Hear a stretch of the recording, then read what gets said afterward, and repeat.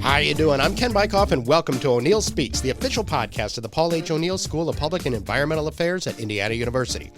In popular culture, the field of human resources management tends to be played for laughs, most notably when it comes to the hit show The Office. HR manager Toby Flenderson is treated as a boring foil for boss Michael Scott, and there's a generation of workers who have grown up with Toby as the avatar for HR. Of course, depictions on the screen are not reality, and the field of human resource management is growing faster than the national average. It's easy to understand why. As job markets evolve and companies innovate to recruit the best talent, a competent, trained HR manager is critical to helping employers navigate what can be a complicated area. We're joined today by Senior Lecturer Cheryl Hughes, who specializes in human resource management in the for-profit and nonprofit sectors. Prior to coming to the O'Neill School, she built a career in human resources and is an expert in both the theory and practice of HR. We're also thrilled to welcome Savier Ramirez, who is a senior pursuing his bachelor's degree with a dual major in law and public policy and human resources management. Savier has been a part of the O'Neill School's Washington Leadership Program and has served internships with the U.S. Department of State, the Superior Court of the District of Columbia, and is an instructional assistant in O'Neill's Human Resources Management Program. Cheryl and Savier, thanks so much for joining us. Thank you so much for having us. We're glad to be here. It's really a pleasure to be here. So what drew both of you to the O'Neill School? And being an HR practitioner my entire career, it was an easy transition to come into a program that I really believed in that prepared students to lead for the greater good. And one of the things that I wanted to highlight today is the amazing talent that we have in Savier Ramirez and the way he represents this program and the stuff that he does. And that makes it really important for me to be in a program that has students that really want to excel in their careers.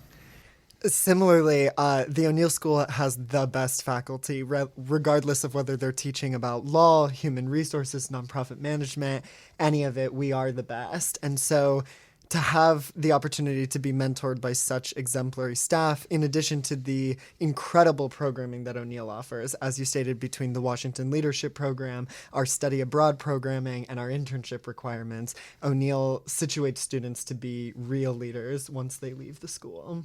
So for either one of you, why do you think the field of human resources management is overlooked so often? People don't understand it. It started out, and I'm going to get into this just a little bit, and then I want to throw it over to Xavier because, again, this really highlights the talent that we have in this school and shows the program and why the program is so strong because he is a product of the program.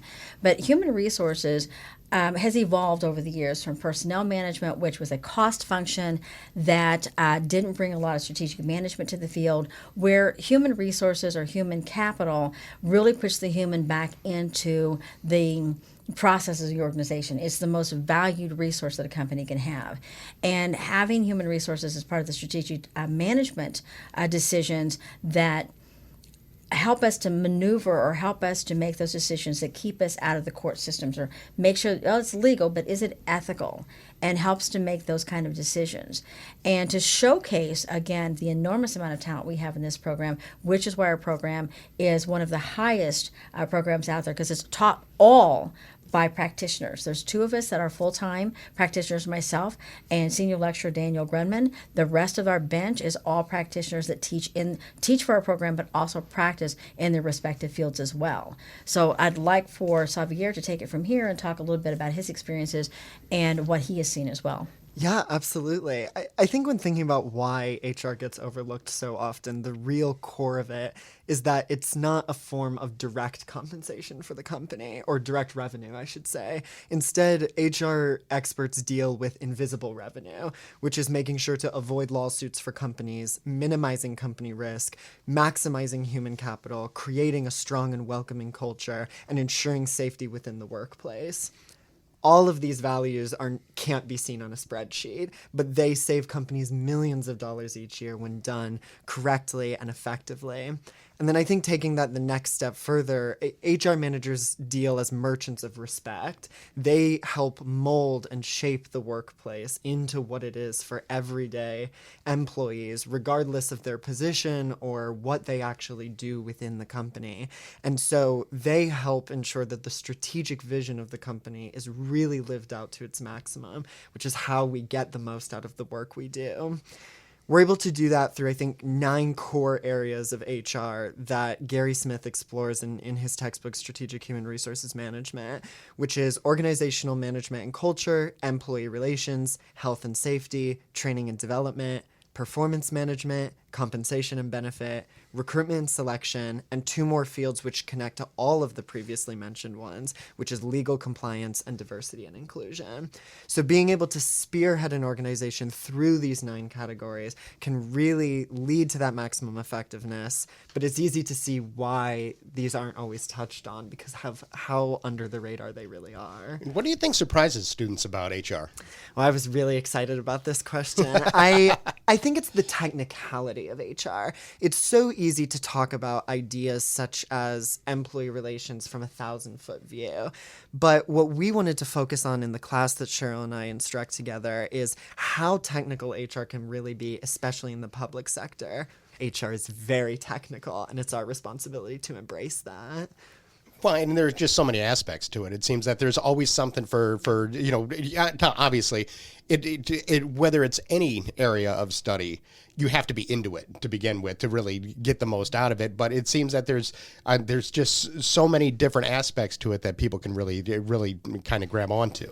And because of the various different areas that go into human resources, as Savier pointed out, there's something for everybody. But as you also pointed out, if you're going to manage people, if you're going to lead people, if you're going to be working with other individuals, these are things that you need to be aware of. These are things that you need to understand, whether if it's how to conduct an interview, that, what questions can you ask that are legal or illegal questions. If you're asking a question, well, technically it's legal, but is it going to lead to information that might get you in trouble later?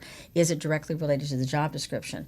Going back to the legal aspect, which is extremely important, and that's a piece that I think a lot of people miss as well, is no, I'm not an attorney, but I can't not know know this information. I need to understand, when do I need to get an attorney on speed dial? But ignorance of the law is not a defense. And being aware of these things that are out there, again, there's so many areas of human resources, and it's so strategic these days. In the current environment that we're in right now, and the hiring is in the recruitment is in an area we haven't seen in a long time. It's not necessarily an employer's market or employees market. We're just kind of figuring out where we're at. So having a strong HR team to make sure they're hiring the right people and the right positions so that they're successful, and providing the motivation for them to want to stay with your organization, a reasonable salary that is competitive, that's going to attract the right people. But then it also, as Savier also pointed out, if the laws and the regulations, what states do I want to work in and what states do I not want to work in? And as you can see from the information that's already been provided, this is the areas that we elevate our students. And Savier is an excellent example of that as well. Absolutely. I couldn't agree more. It's a living field too. I mean that it's a constantly evolving living field. I think that is one of those interesting aspects of it because it does constantly shift. Yes. Because there are new regulations, new laws that have to be kept up with, and it's part of the reason I feel like it continues to be a growing field. What do you think has really spurred a lot of the growth in recent years? I think that we can classify this into 2 distinct areas, which is The first is just this is simply how organizations can turn a profit now. Before, I think we found ourselves in this situation where innovation was enough. It was enough to be the industry leader in creating new products and really tapping into the correct demographic of market, which, of course, you still need to do all of these things. But now innovation is moving forward so quickly that I think we're finding it's not enough to just be innovative. You have to be able to properly tap into your human capital. There was an article written in Forbes that I think captures this really well, and it talks about the value of diversity within the workplace. And they have some staggering findings. They talk about how in companies with diverse workforces are 35% more likely to experience greater financial return than their counterparts. And similarly, they're 70% more likely to capture newer markets than their counterparts. So this just turns a profit. It boosts creativity. It creates greater professional growth. We have better decision making. And that's simply through the lens of diversity. We could go through all 9 of those areas that we talked about earlier and do the same thing for every single one. And then I think similarly, the growth of HR, I think, is in response to the pursuit of a more just society. There are these areas that I think we can all agree on still to this day about things such as the value of work-life balance, which Harvard Business Review spoke on this really well when they wrote an article about implementing work-life balance procedures and how there was a return on profit on that as well. And so as it turns out, pursuing that just society, I think, ultimately can provide payment back. And so it's really important to balance both of these ideas to say, how can we adapt them to our individual organization? And it's exactly like you said, it is continuously changing, continuously adapting. And so making people feel empowered, capturing the correct markets, being able to really engage in your human capital is critical for succeeding in the future. How critical is quality HR management just in terms of a company's success? It's highly critical.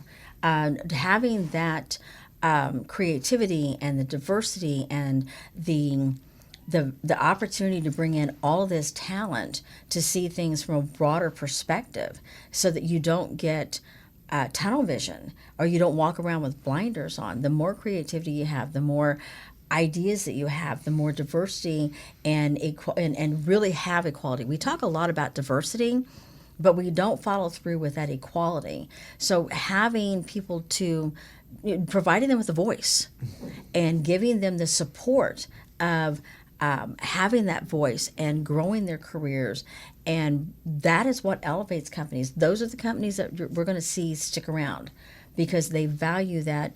And as Savier talked about, this awareness that is growing and is continuing to grow, which is great.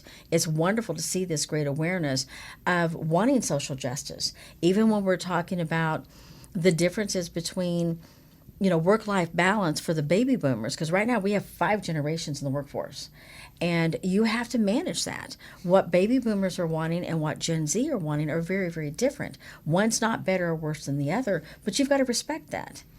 And bringing that into the workforce and listening to them and hearing them.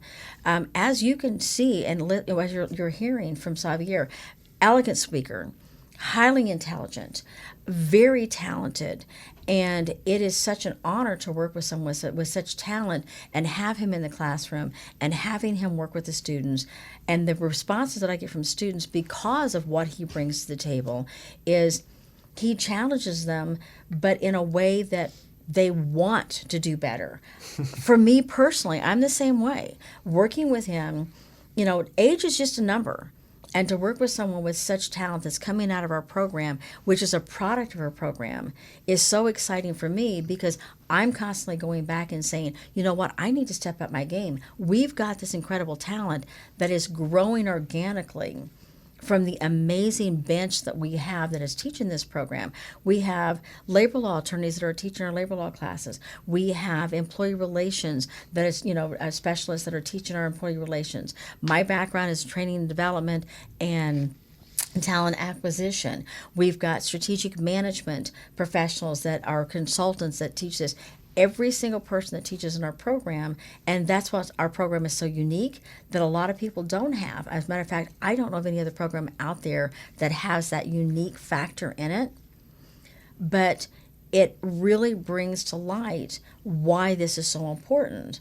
And then again, when you've got someone that takes it and runs with it, and we see this talent every day, it's exciting for me because it reinforces to me that HR has still so much work to do.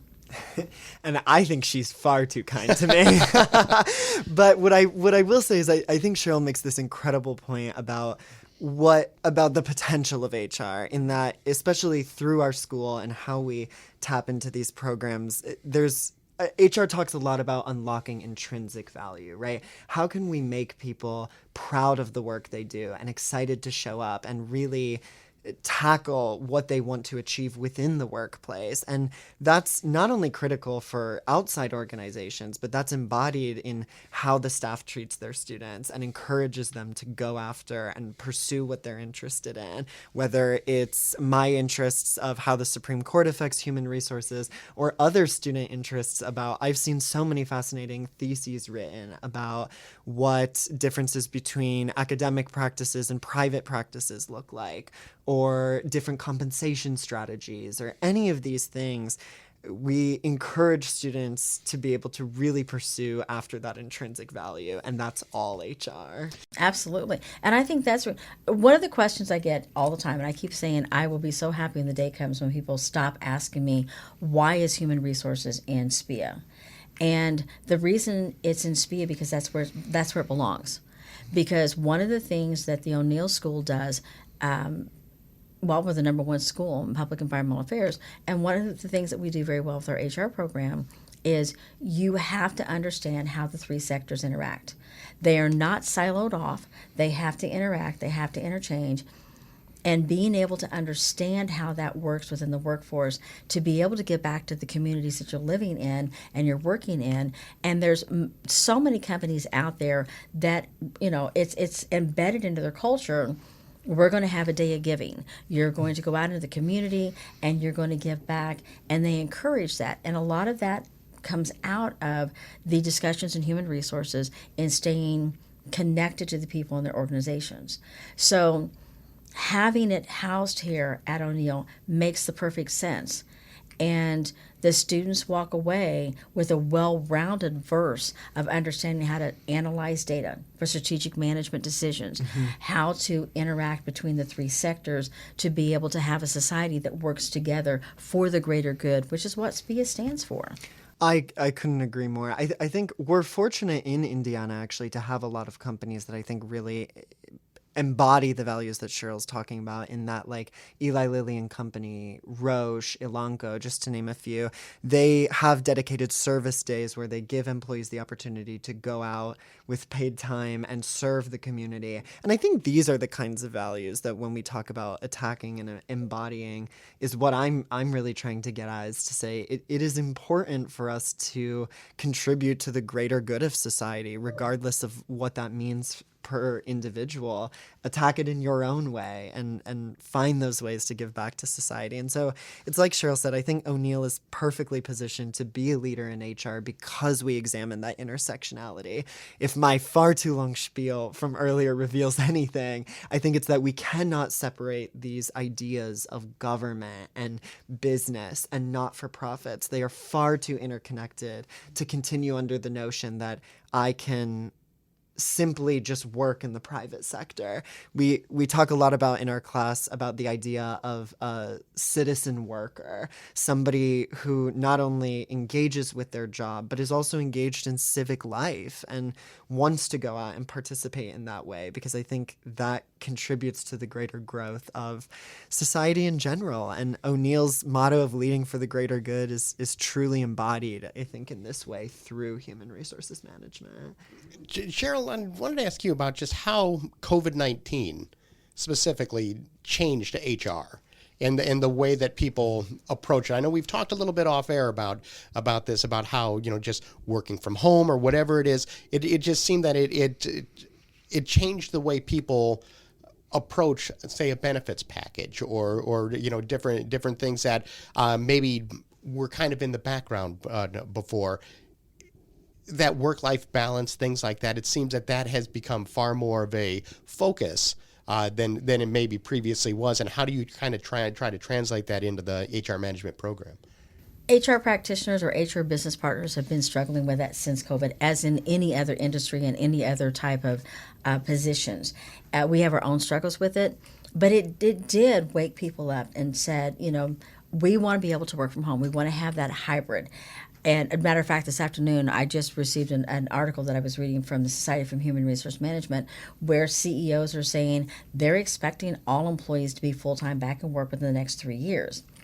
I'm not seeing that at this point in time, especially with the newer generation that is saying, I don't want to live at work. I want to be able to have that work-life balance, and that may mean having that flexibility to be able to work maybe a hybrid schedule of working 2 days at home and 3 days in the office, or vice versa, or the mornings at home and the afternoon. Where HR has to get their arms around it, they have to make sure that we're hiring the right people. And are they just as productive at home as they are at work? And if the answer is yes, and then working from home shouldn't be an issue. If you're hiring people that you're worried that they're not going to be as productive at home as they're in the office, then you have to ask yourself, why did we hire them? We're hiring people. We want to give them that autonomy. We want to give them that respect, then that trust to be able to be productive. And we know not every job can be done at home. We know that some jobs are going to require you to be in the office because of the nature of the business that has to be done. But we've got to find that balance, because too many people are very, very productive at home and have proven to do so. And we need to acknowledge that. We need to respect that. But we also have to go back and, as with any other business, you have to look at the monetary amount. Is the productivity enough that warrants allowing people to be able to stay at home for the business practices that need to be completed here? And are we still seeing a revenue? Are we still seeing that productivity and that quality? And how are we also making sure that our teams are working well together? How are they coordinating? Are we having a cohesive team? We also learned during COVID, everyone said we want to do Zoom meetings. Zoom meetings, we lost a lot. So doing a hybrid, is that a good opportunity for us to say, let's be productive at home, but we'll come in the office where we can still build those relationships, because those relationships are very, very important in the workforce as well. So there's not a clear, distinct answer. I think we're still figuring it out. All of the information's not in. We're still doing some data analysis. We're still doing research on this. A lot of people say, well, is HR a research field? Everything we do is research if you look at it. So the research data is still being analyzed. And I don't mean to be vague. We always say in HR, we kind of live in the gray area. We don't have all the data in to give a really informed answer to that question. And hopefully, especially at the further out that we get, we'll have a little bit more information. Again, some companies have been very, very productive and have done this very well. Other companies have said, nope, everyone's back in the workforce, and it caused a lot of people to rethink whether if they want to stay at those companies or not. I think that approaching it from that different perspective of like having been a student during most of COVID-19 or all of COVID-19, I hadn't had my first in-person internship until this last summer. And so I got to see a little bit of how exactly that impacts company culture and what that means to miss out on being able to build those relationships in person and connect with the organization itself. And I think that there is a significant amount of value in being able to do that, because you get to know your coworkers on a more personal level. You engage with the work very differently, especially in the DC Superior Court, it was unfortunate to not be able to be in person because of simply how impactful that experience was. And especially because we are trying to help everyday citizens, to try to accommodate that over Zoom is a very difficult transition. And so there is a significant amount of value to really being in person and really engaging with that work. But it's exactly like Cheryl said, where you have to balance that to say, now we've had a lot of workers who have also really gotten used to the online format and who actually do work better under it. And of course, some don't also. So how do we come to that in-between median? And to circle all the way back, it's exactly as you said at the beginning of the podcast. It's always changing, it's always evolving, and there's always going to be new data out there to try to analyze and figure out the best solution. You're obviously still in the thick of it, but what advice would you have for students who are thinking about a career in HR management? Oh, absolutely. I think it's such an amazing field because of how versatile it is.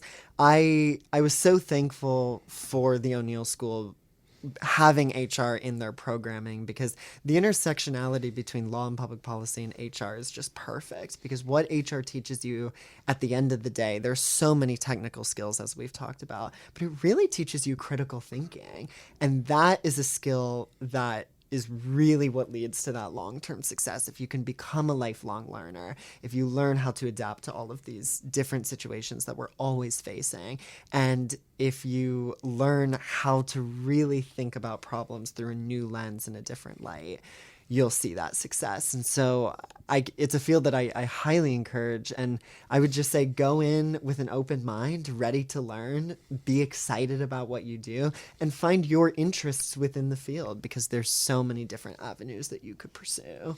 And Cheryl, on the flip side of that, obviously you've had a past career in HR, and now obviously you're teaching it. What advice would you have for students who are interested in the program? Get as much experience as you can. One of the things that I encourage students to do is don't wait till the summer between your junior and senior year to start your internship program and to get out there and get the experience. Start right away. An internship is just a learning experience, and it's not limited to 120 hours during the summer. The summer months, but it's about getting out there and meeting people and networking with people, finding what you like, but finding what you don't like. And when you go into human resources and the vast areas, number of areas that you can get into, even for me personally, there are some areas that I really am drawn to, like talent acquisition and recruitment, which is a really easy transition for me, because I love working with students and helping them to find their way and making those connections with professionals. And HR is a family. Human resource management is a family. I can call and make a connection anywhere in the world, really, and reach out and ask, can you talk to this student? Can you connect with this student? Can you give them career advice? I've never had an HR practitioner that have told me no. And so when students come into the program, it's not about finding internships to find out what they'd like to do, but find out what you don't want to do. And don't limit yourself. If you're in HR, do internships in all three sectors, public, private, and nonprofit sector. Do internships in each one of the areas of compensation and benefits, employee relations. Do an internship with a law firm. One of the things that is so versatile about our program, we have students that are in the law and public policy that come out of the Civics Learning Center, which is absolutely fantastic. But we also have students that are also doing a double major with marketing, because they want to be employer brand marketers, to brand and employ and market the companies, for their recruiting purposes, to be able to go out there and recruit. And the work that they're doing is extraordinary. Or they want to go they'll get a minor or a double major in psychology, because they want to be on the organizational development and they want to develop that part of the organization. It really is that versatile. You're not locked into one section. And if you're one that's very detail oriented and data driven and research driven, there's a place for you in human resources. If you love people, COVID was awful for me. I'm a people person. I love to be out there. I get my energy from others. So being in training and development and being in the strategic team to have those critical thinking skills and working with employees and working with students, that's what really resonated with me. So encouraging the students to go out there and meet as many people as you can and talk to them and connect with them. I try to bring as many professionals into the classroom so they can hear the same, they can hear things from other perspectives from other professionals. And you've got to get out there and build your resume. You've got to get out there, and you can't be afraid to talk to people.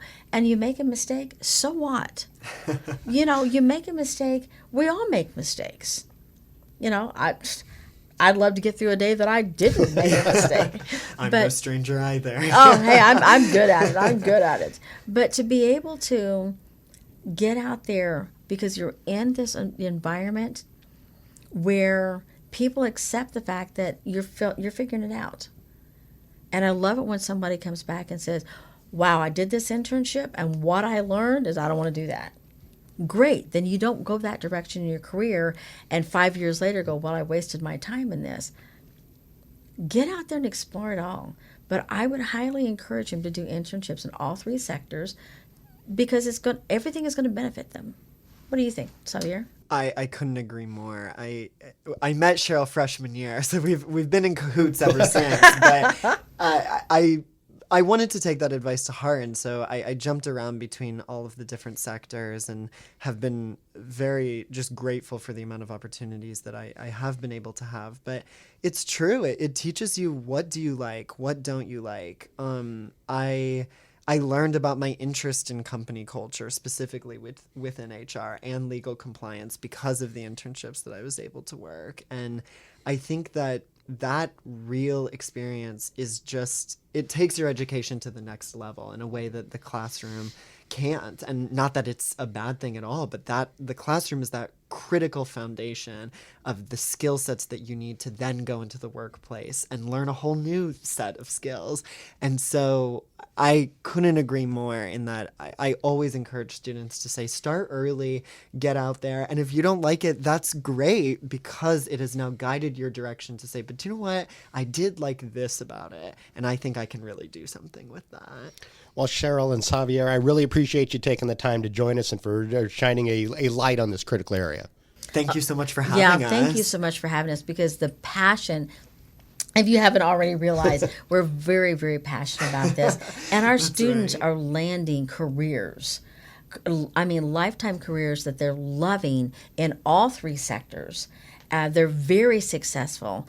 And it is such a blessing for me when a student reaches back that's graduated a year ago or 2 years ago or 5 years ago, whatever the case may be, and they share with you because of our program. And they say it takes a village to raise, a child, and not that they're children, but it takes a village to build this together. And we have a village. We have such a strong team that pulls this together. None of us could do this by ourselves. All of the people that teach on our program have just elevated this and continue to elevate this, which is what makes us so unique. So when students call and say, thank you, whether it's to me or one of the other faculty that's on our team, because of the real life experience you gave us and the real life advice you gave us, I was able to do this in my career or this in my career, or now I'm in a position I can hire an intern, we're the first call that they get. So it's, I probably have over 500 students that are in my phone right now that I've, accumulated over the last 10 to 14 years that I've been teaching. And I love it because they're colleagues. I don't see any of them as students. They're professionals going into the field that I have the greatest respect for. And I'm so proud of, and I'm so honored that I got to play a little bit of a role and watch their careers take off and see them succeed in where they want to go.